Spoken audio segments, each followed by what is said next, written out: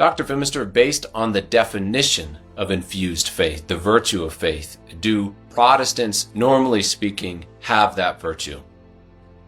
Well, obviously, I have no windows to look into men's souls, but both Thomas Aquinas and John Henry Newman, not to be sniffed at as authorities, hold that heretics don't have faith.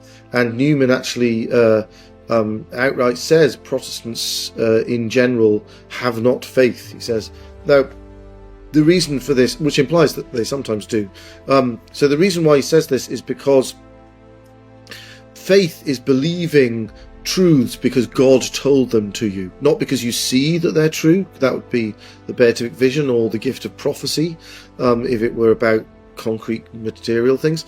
But faith is believing truths because God has told them to you. Now, God doesn't tell them to you directly, again, because that would be prophecy or the vision of God. He tells them to you through some sort of intermediary. As St. Paul explains in his letter to the Romans, how will they call upon the one in whom they have not heard, and how will they hear of him unless they're told, and how they'll be told unless there's a preacher. So faith requires this intermediary. That means the intermediary has to be infallible, because if the intermediary isn't infallible, you are believing the intermediary and not God.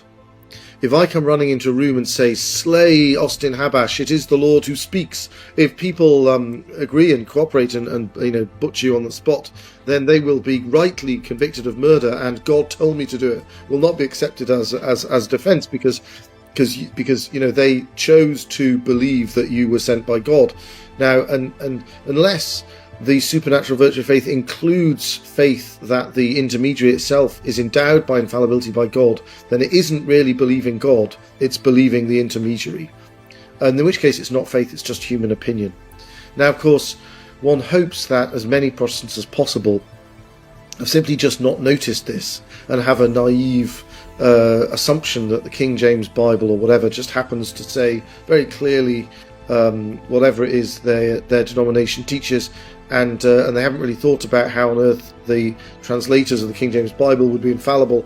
But if they have, and one doesn't wish to impute stupidity to Protestants either, then by the logic of the nature of faith itself, it would be impossible for them to have it, because in technical language they lack an infallible proximate norm of faith.